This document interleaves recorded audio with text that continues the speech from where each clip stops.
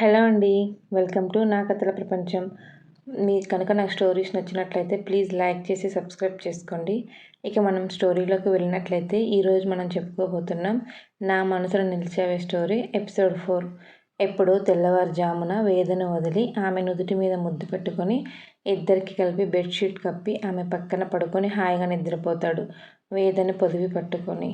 Night జరిగింది గుర్తు రాగానే వేద కంటికి మింటికి ఏడుస్తూ, నువ్వెవరో కూడా తెలియకుండా నీ చేతిలో నలిగిపోయాను నేను. నీ శరీరం కింద మలినమైన నా దేహాన్ని అంతం చేయాలన్నంత కోపం వస్తుంది. కానీ ఏమి చేయలేని నిస్సాయ స్థితి నాది. ఎందుకు నాకు ఇలాంటి వేదనని మిగిల్చావు? నేను నీకు ఏమి ద్రోహం చేశాను అని మత్తుగా నిద్రపోతున్న రుద్రను తన మనసులోనే ప్రశ్నిస్తూ మూగగా రోధిస్తుంది.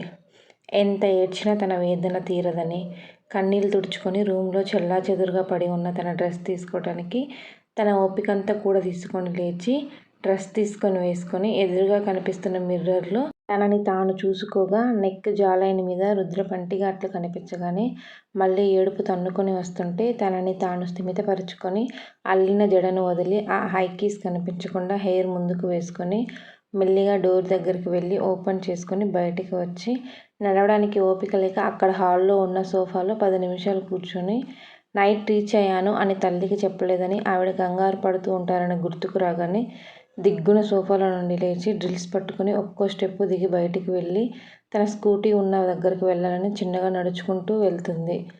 నైట్ నిత్యతో డిన్నర్ చేయాలని తినకుండా ఉండడం, నిన్న మధ్యాహ్నం ఎప్పుడో చేసిన భోజనం వల్ల నీరసం, రుద్ర బలవంతం చేయడం అన్నీ కలిసి వేదకు ఒంట్లో ఓపిక లేకుండా చేస్తే కష్టంగా ఒక్కో అడుగు వేసుకుంటూ గంటపాటు నడిచి తన స్కూటీ దగ్గరికి వెళ్తుంది. స్కూటీ హ్యాండిల్కి ఉన్న తన హ్యాండ్ బ్యాగ్ చేతిలో పట్టుకొని ఫోన్ తీసుకొని చూడగా నిత్య నుండి ఇంటి నుండి చాలా మిస్డ్ కాల్స్ ఉంటాయి. ఇన్నిసార్లు కాల్ చేశారు, లిఫ్ట్ చేయక ఎంత టెన్షన్ పడుతున్నారో అనుకొని ముందుగా ఇంటికి వెళ్ళాలి అనుకుంటూ క్యాబ్ బుక్ చేస్తుంది. క్యాబ్ రావడానికి 30 నిమిషాలు చూపగా ముందు నిత్యకు కాల్ చేసి చెప్పాలి, నా గురించి ఆలోచిస్తూ పెళ్ళిని ఎంజాయ్ చేయలేదని నిత్యకు కాల్ చేస్తుంది. నిత్య కాల్ లిఫ్ట్ చేయగానే వేదకు మాట్లాడే ఛాన్స్ కూడా ఇవ్వకుండా, ఒసేయ్ ఎక్కడున్నావే, నైట్ నుండి నీకు ఎన్నిసార్లు కాల్ చేశానో తెలుసా?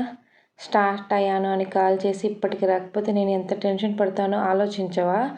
అసలు నైట్ ఎందుకు రాలేదు? ఇప్పుడు నువ్వు ఎక్కడున్నావు అంటూ ఊపిరి సలుపుకునే గ్యాప్ ఇవ్వకుండా వేద మీద ప్రశ్నల వర్షం కురిపిస్తుంది. మాట్లాడవేమి మూగమొద్దు అని మళ్ళీ వేదపై అరుస్తుంది.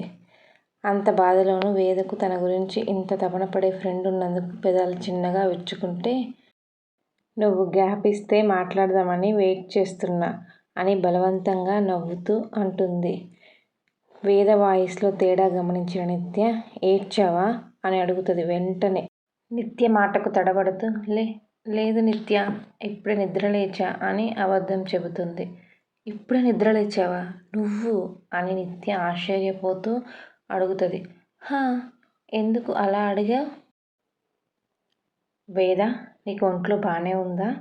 ఇప్పటి వరకు నువ్వు అసలు పడుకోవు కదా. బాగున్నా అని ముక్తసరిగా చెప్తుంది వేద.